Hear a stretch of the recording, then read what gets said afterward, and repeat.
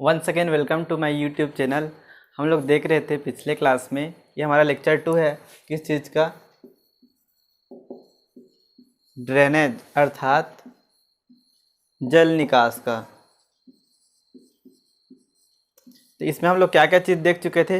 हम लोग सबसे पहले आवश्यकता देखे हुए थे, इसके बाद हम लोग परिभाषा देखे, परिभाषा के बाद उद्देश्य देखे। अब हम लोग के लिए पढ़ने के लिए बचा था प्रणाली और विधि। तो सबसे पहले हम लोग प्रणाली को कंटिन्यू करते हैं। जल निकास की प्रणाली, सिस्टम। हम लोग देखते हैं यहाँ पे 3 प्रणालियाँ होती हैं। सबसे पहला वाला होता है नेचुरल या प्राकृतिक।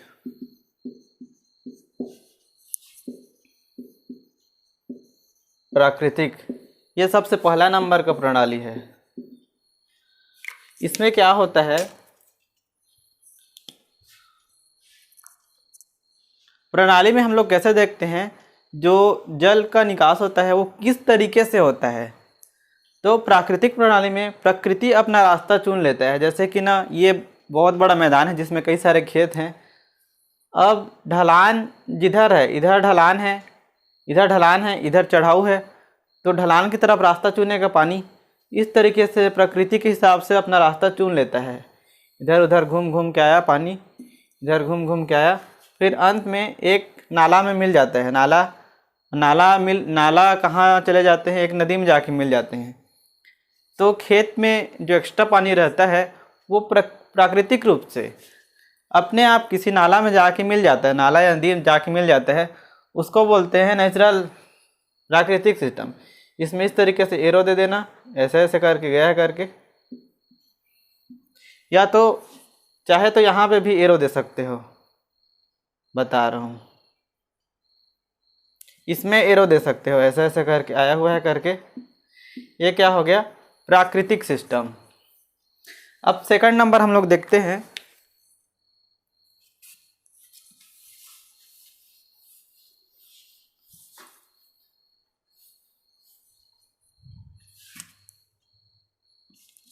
दूसरा नंबर में लिखना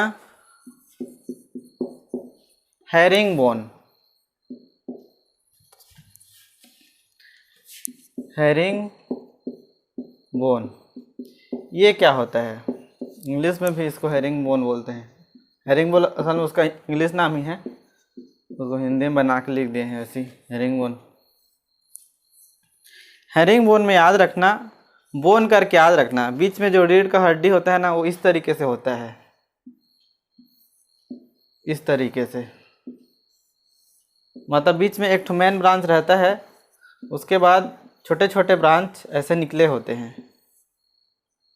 अस्थि मज्जा बोलते हैं ना बीच में, वही है। तो बोन मतलब ये चित्र मतलब याद आना चाहिए दिमाग में। इधर से पानी आया, इधर से पानी आया, ये बीच में आया, बीच में आके ये एक कोने में चले जाएगा नीचे, जिधर ढलान रहेगा। इसको बोलते हैं हेरिंगबोन।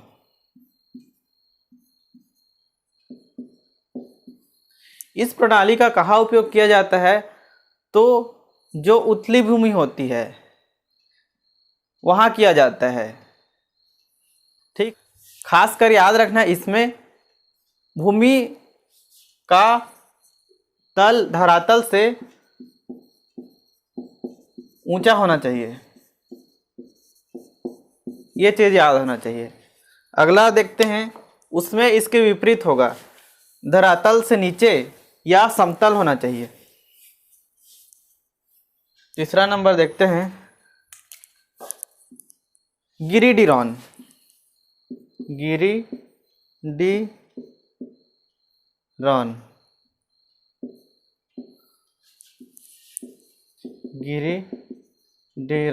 सिस्टम। ये क्या होता है? तो इसमें एक कोने में होगा,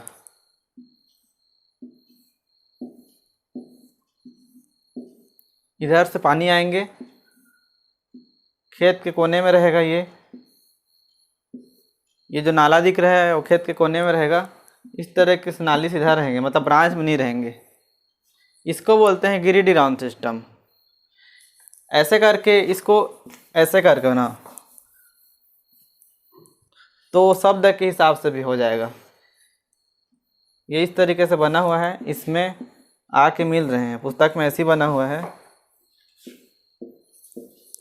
गिरी मतलब यहाँ पे आके गिर रहे हैं, एक नाला में जाके गिर रहे हैं, फिर नाला से कहाँ कहीं नदी पे चले गया। इस तरीके के सिस्टम को बोलते हैं गिरी डिरान, प्रणाली को बोलते हैं गिरी डिरान। इसमें क्या होना चाहिए, समतल होना चाहिए। हेरिंगबोन में क्या बताया था, धरातल से ऊपर, इसमें समतल और प्लस धरातल से नीचे होना चाहिए। तो प्रणाली में 3 ही ठो है, इतना ही है, याद रखना इतने को अच्छे से। अब इसके बाद हम लोग देखेंगे मेथड अर्थात विधियां देखेंगे।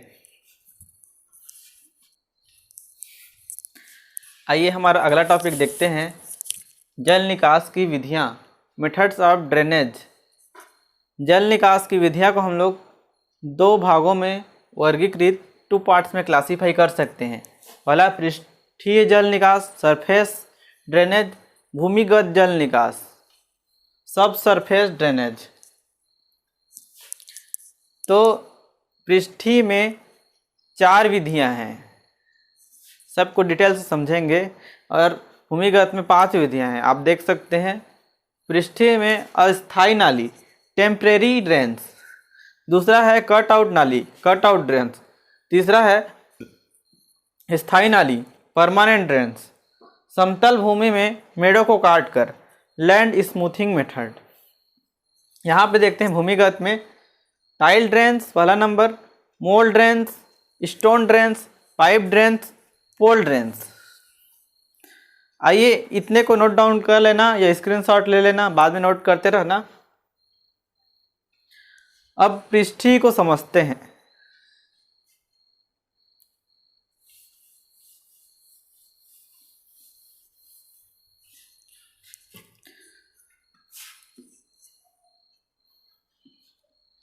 अस्थायी नाली क्या होता है, तो खेतों में देखे होंगे जहाँ पे हम लोग स्थायी नहीं कर सकते, जहाँ हम लोग को अलग अलग मौसम में अलग अलग फसल लगाया जाता है और फिक्स हम लोग सीमेंटेड नहीं कर सकते। हम लोग को ज़रूरत के हिसाब से हम लोग नाली फोड़ते हैं और मन करता है तो उसको भर देते हैं या पाट देते हैं, जैसे भी समझो। तो यहाँ पे स्थायी नाली की ज़रूरत पड़ती है, इसी को बोलते हैं टेम्परेरी ड्रेन्स। दूसरा नंबर है कट आउट नाली, कट आउट ड्रेन्स। ये क्या होता है, जैसे कोई क्षेत्र में नहर है, इस तरीके से नहर बना हुआ है और इसके आसपास खेत हैं, ऐसे करके खेत हैं, खेत जुड़े हुए नहीं हैं, ये बीच बीच में मेड़ है। तो जैसे कि नहर होता है ना, उसके आसपास ना सीपेज करता है, पानी का रिसाव होता है, अपसरण भी बोलते हैं। तो सीपेज होता है ना, तो अगर खेत के डायरेक्ट रहेगा ना तो पानी वहाँ पे भर जाएगा, वहाँ पर का फसल बर्बाद हो सकता है, क्योंकि अधिक मात्रा में अगर रिसाव होगा तो यहाँ पे एक नाला के रूप में बनाया जाता है अगल बगल में, या स्पेस छोड़ दिया जाता है, खेत वाले जगह छोड़ देते हैं, ताकि जो पानी आता है ना या खेत में जो एक्स्ट्रा हो जाता है वो यहाँ से निकल के या नहर से इधर निकल के पानी इस तरीके से इसके साथ साथ चले जाता है। इसी को बोलते हैं कट आउट ड्रेन्स।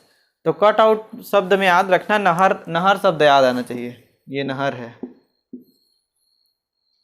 अब देखते हैं स्थायी नाली। स्थायी नाली क्या होता है, हम लोग को फिक्स है, हम लोग को इतने दूर में लगाना है पानी को, इधर साइड से ज़्यादा पानी आता है, इधर साइड से पानी को निकल जाना है, तो हम लोग ना सीमेंटेड करके बना देते हैं, सीमेंट वाला नाली बना देते हैं, उसी को बोलते हैं स्थायी नाली।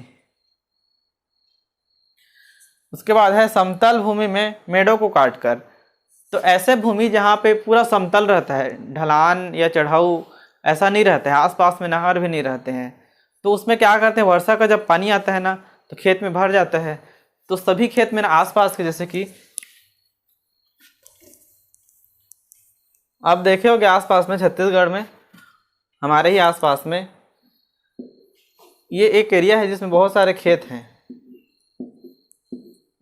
अब बारिश में सब खेत भर जाते हैं इस तरीके से, कहीं कम भरता है कहीं ज़्यादा भरता है। तो सबको बराबर करने के लिए ना कहीं कहीं पर ना मेड़ को फोड़, इसको यहाँ पर फोड़ दिए, यहाँ पे फोड़ दिए, यहाँ पे फोड़ दिए, तो बराबर रूप में पानी बढ़ जाता है। उसके बाद कहीं पर नाला रहता है ना, तो जैसे लास्ट है वहाँ पर नाला से पानी निकल के फिर नाला से वो किसी नदी में जाके मिल जाता है। इसी को बोलते हैं समतल भूमि में मेड़ों को काट कर लैंड स्मूथिंग मेथड। अब इसके बाद हम लोग सब सरफेस भूमिगत को देखेंगे।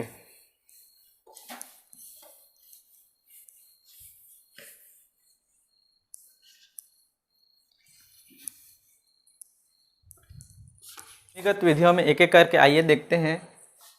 सबसे पहला नंबर है हमारा टाइल ड्रेन्स। टाइल में शब्द याद रखना खपरेल,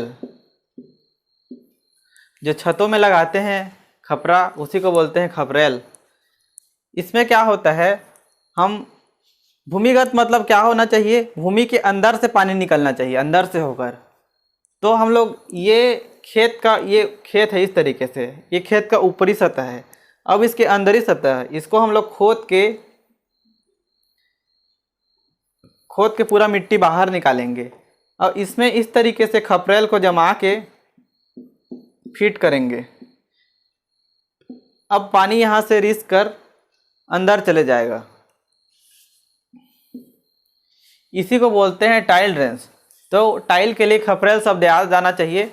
आप समझ सकते हो भूमि के अंदर खपरेल को इस तरीके से फिट किया जाता है। ये वाला तरीका थोड़ा कठिन है, इसलिए ज़्यादातर इसको नहीं अपनाया जाता है। ऐसा कौन करता है यार। दूसरा नंबर विधि है मोल्ड ड्रेन्स। मोल्ड ड्रेन्स में क्या होता है, ऐसे पूरा खोद के फिट नहीं करना पड़ता है। इसमें एक शब्द याद रखना मोल प्लो। मोल प्लाउ, प्लाउ मतलब हल होता है, इंग्लिश शब्द है, इसका मतलब हल होता है। तो मोल प्लो एक तरीके के हल आता है जो ज़मीन में इस तरीके का खोद देता है, जितना चाहो उतना उस हिसाब से।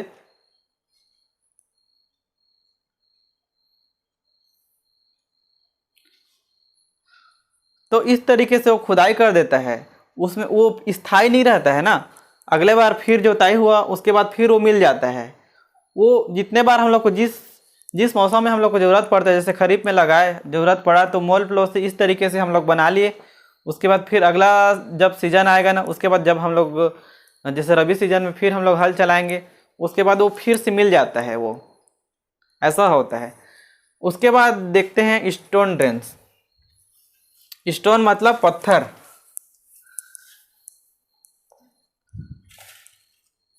अब ये इसमें अंदर वाला सतह देख रहे हैं ना, तो ये समझना खेत का ऊपर सतह है।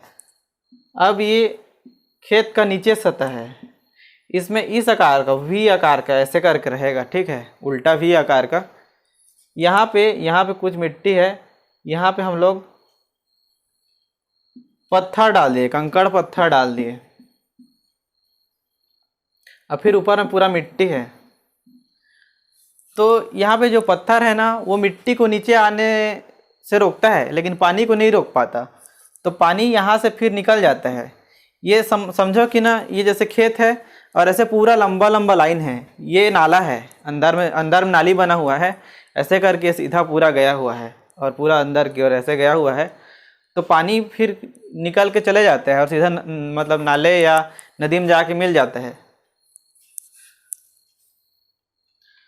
इसी के तरीके से स्टोन वाले में स्टोन होता है और पोल वाले में लकड़ी होता है।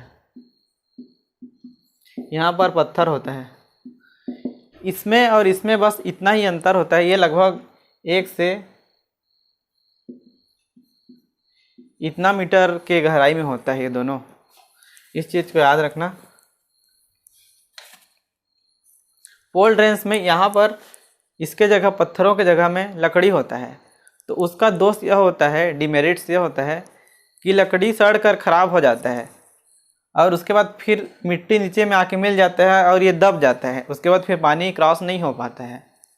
स्टोन वाले में भी कुछ खामियां हैं। स्टोन हालांकि सड़ता नहीं है, लेकिन उसमें यह होता है कि ना मिट्टी भी धीरे धीरे क्रॉस कर लेते हैं और मिट्टी आके आखिर में जमा हो ही जाते हैं, फिर इसको 1-2 साल फिर से नया बनाना पड़ता है। ये दोनों खामियां हैं इन दोनों में। अब इसके बाद देखते हैं पाइप ड्रेन्स। तो यहाँ पे इतने ही गहराई में कंक्रीट का या लोहे का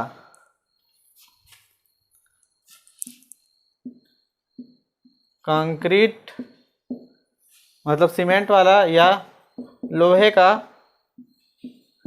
पाइप फिट रहता है। अंदर में पूरा पाइप का इस तरीके से जाल बिछा रहेगा पाइप का, और एक में आके मिलेंगे, पूरा खेत में इस तरीके से जाल बिछा रहेगा, एक किसी पाइप में आके मिलेंगे और वो बाहर पानी को ले जाएगा। इसी को बोलते हैं पाइप ड्रेन्स। तो इतने में मेरे को समझ में आ रहा है कि आप लोग को समझ में आ जाएगा। ये बहुत आसानी से आपको एक्सप्लेन कर दिया हूँ। ये अध्याय का एक लास्ट टॉपिक एक बचा हुआ है जो छोटा सा है, जिसको मैं हेडिंग में नहीं लिखा हुआ था, वो है जल निकास गुणांक। इस अध्याय के अंतिम में दिया हुआ है।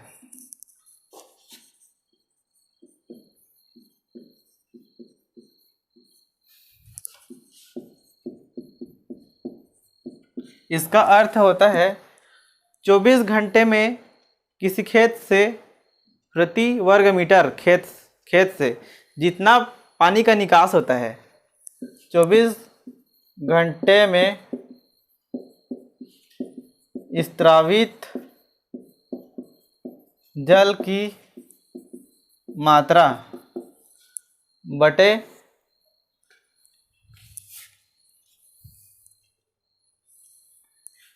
क्षेत्रफल।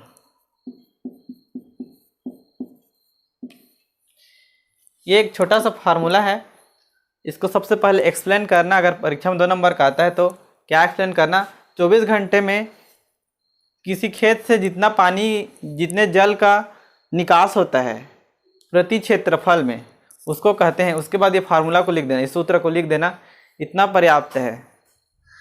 आज की क्लास यहाँ पे ख़त्म होता है।